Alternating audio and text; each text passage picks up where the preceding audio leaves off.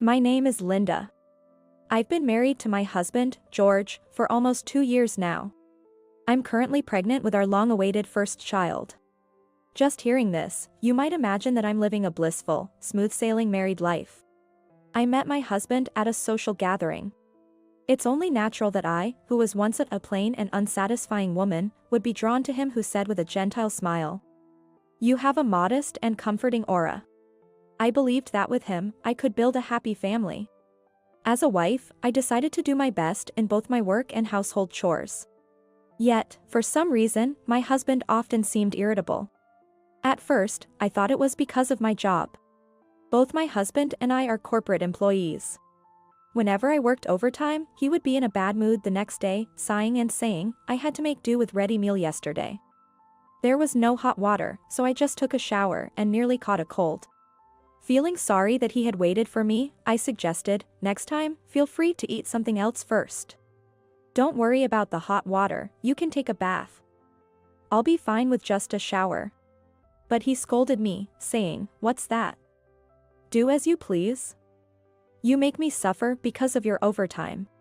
The happiest he had been since our marriage was when I told him about my pregnancy. His face lit up instantly, and he joyfully said, "Well done. It's about time." I thought his moodiness must have been because he was eagerly awaiting a child. Perhaps he was secretly being pressured by his parents for a grandchild. I hardly had any contact with my in-laws. My husband seemed to be the one dealing with all their requests. Believing this, I looked forward to our future happiness. "I'm sure your parents will be delighted too," I said. "Huh? Oh, yeah. I'll let them know," he replied. But his happiness was short-lived. Once again, the days of his moodiness began. As the end of the year approached and my morning sickness worsened, I had to take time off from work. My husband suggested, "Let's skip going to my parents' house for New Year's." We used to visit his parents' home together, but this time he thought it was better for me to rest at home. I agreed with his proposal, and he seemed pleased. Actually, I had planned a family trip for the end of the year. Canceling now would mean paying a cancellation fee. And my mom was looking forward to it. "Sorry, but you'll have to sit this one out," he said. It was supposed to be our first family trip. Even though I was pregnant and my husband should have told his parents, I received no reaction from them. I wanted to join to tell them directly. "You wouldn't want to feel sick during the trip, right?" "Right, I understand. Please give my regards to your parents," I replied. That was all I could say. A few days later, he left for the trip with a large suitcase. Spending New Year's alone was lonely. In an attempt to cheer myself up, I decided to visit the nearby cake shop. I could eat my favorite jelly as much as I wanted. It was essentially binge eating. "Oh, isn't that Linda?" As I was leaving the store, I recognized the voice calling out to me. It was my mother-in-law. Wait, wasn't she supposed to be on a trip? "I heard we wouldn't be doing New Year's visit this year, and I was worried about your health. But seeing you out and about like this is a relief," she said, concerned about my condition. She was apparently on her way to our apartment. She said with a giggle, "Linda, you like the cakes from here, right?" "I just picked something at random for George." I was utterly confused by her cheerful demeanor. Mom, what about the trip?" "Oh, that. I started a part-time job recently and was asked to switch shifts unexpectedly. But George had gifted us a parents-only spa trip. So I contacted the inn and postponed it by a week." "A parents-only spa trip? What does that mean?" "George was supposed to be on a trip." To uncover the truth, I took out my phone. I called George and switched to speakerphone. "Linda? What's up? How's the trip? Enjoying it?" "Yeah, I'm having a great time with my parents." My mother-in-law, standing in front of me, was shocked but gestured for silence with a "Shh. Mom is here with me right now, you know?" Silence followed. Then I heard rustling and a young woman's voice asking, "Babe, who are you talking to?" "Your wife." Damn, why is this happening? I was supposed to be on a trip. "Hey, Linda. Don't tell my parents, alright?" It's embarrassing to admit your husband's cheating, especially for a coward like you. He didn't seem to realize the speakerphone was on. The mocking laughter of a man and a woman came through the phone. Just make up some excuse that I'm still out, George said before ending the call. I felt a wave of nausea and instinctively covered my mouth. My mother-in-law gently stroked my back. Without her support, I probably would have obeyed my husband out of fear of displeasing his parents. But she comforted me, saying, "It's the cheating man who's at fault." Such a kind woman couldn't possibly dislike me. This realization gave me the courage to take a step forward. Accompanied by my mother-in-law, I returned home and decided to understand the situation fully. It turned out that my in-laws didn't know about my pregnancy. They were told I couldn't visit due to ill health. I was told not to contact them much because the pressure of being the eldest son's wife was the cause. When I confessed that I thought they disliked me, she laughed. "That's impossible. Linda, you are our dear daughter-in-law. We're genuinely happy about the grandchild." Her words made me burst into tears, and she comforted me while grumbling about George. As much as he's my son, he's the worst. It's not something I can apologize for, but I want to say it.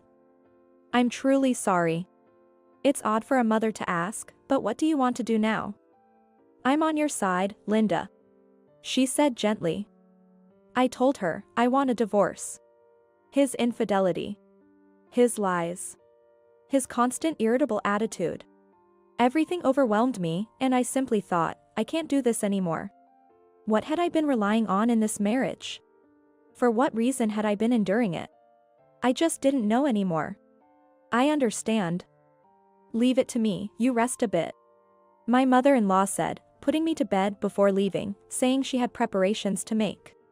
George returned home the next day at noon. Although he was supposed to stay for a few more days, he probably came back early just in case. I gripped my cell phone tightly in my hand. My enjoyable trip was ruined because of you. You haven't exposed me, have you? If you do, it's divorce. Divorce. Being divorced after being cheated on by your husband, that's just adding insult to injury, George sneered. Since when? Why did you cheat? Chloe is a colleague who joined the company last year. Unlike you, she's sweet and not nagging. When I told her you didn't do housework because of overtime, she got all upset, saying it's wrong to prioritize work over house chores. She's a really understanding woman, that Chloe, he said, comparing me to his affair partner. But strangely, by the next day, it didn't matter to me anymore. It seemed that my love for him had worn away without me noticing. I sighed and operated my phone. I stopped the recording, stood up, and opened the door to my room. Mom, the recording is okay, I reported with a smile, and she turned to my father-in-law who had been hiding in the room, saying, "Well done, Linda. Now it's our turn." As his parents emerged from my room, George's eyes widened in shock. What? Why are you two here? Linda, you tricked me. Oh, you're the one who tricked us. Planning a trip for cheating and even arranging a spa trip for us, everything was prepared, wasn't it? What, cheating? What are you talking about? I heard everything from Linda's conversation with you on speakerphone yesterday. Being cheated on is a disgrace. The one who cheats is the lowest. You stupid son. His mother scolded. George bit his lip and glared at me.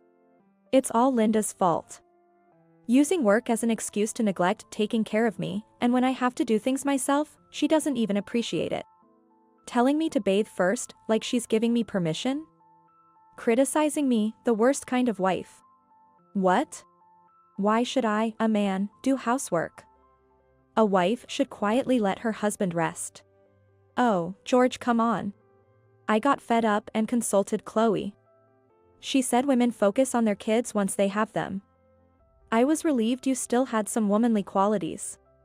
But once you got pregnant, it was all morning sickness. It made me feel sick too, it's just unbelievable. He was happy about the pregnancy because he thought I'd focus on the child? Not because we were having a child? It's like you're treating the child like a tool. I was shocked. The betrayal as a woman was one thing, but the fact that someone I once loved could treat life so callously hurt me the most. His mother's slap landed on George's cheek. She was crying. "George, come on." I placed my hand on her trembling shoulder, and his father fixed his gaze on my husband. Under his stern gaze, my husband showed a look of fear for the first time. "When did you become like this, Dad? I wanted to be like you. You never did housework, and Mom never complained or made demands like Linda does. Your mother was a homemaker and always at home. But I did what I could. I never left everything to her." I learned later that his father was indeed bad at housework and banned from the kitchen. Instead, he responded to his wife's requests through DIY. The custom shelves at their house were all made by him. George must have seen it but chose to ignore it.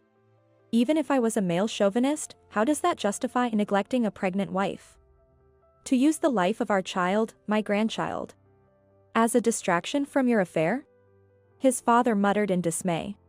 "So, it's all Linda's fault. Marrying her was the mistake." At this point, George was yelling like a child.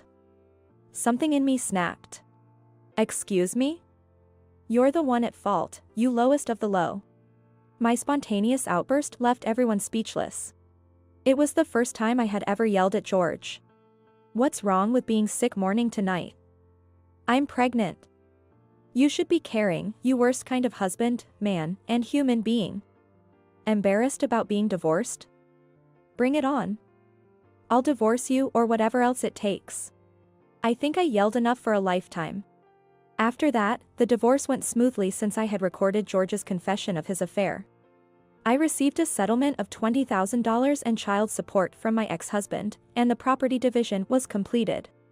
The affair partner, upon seeing the demand for damages, tried to play innocent, claiming, "I didn't know he had a wife." But when told that George had confessed everything, she became irate and said, "How dare a woman who's been dumped by her husband act so high and mighty?" I had become much stronger. "Not even an apology, and you have the nerve," I thought, refusing to reduce the $15,000 claim. She came to her senses and apologized, but I naturally refused. My ex-husband asked the affair partner to cover his alimony, but since he lost my income, he couldn't even afford the rent for the apartment and was struggling to pay his own alimony, so she refused. In an act of spite, Chloe, the affair partner, spread rumors at work claiming that she was troubled by being pursued by my ex-husband. Apparently, this led to him being completely shunned by his colleagues. However, it eventually came to light that the affair partner herself was involved with several men within the company. One of these men was the son of a high-ranking executive, and before the rumors could spread any further, she was fired. My ex-husband was disowned by his parents and became uncomfortable at his job. He seemed to think that reconciling with me would change his situation. When he sought to reconcile, I firmly rejected him, saying, "No. Marrying you was a mistake. I won't repeat the same mistake ever again. I've changed my phone number, so there's no more contact. Now, I'm looking forward to starting anew and living a wonderful life with my unborn child."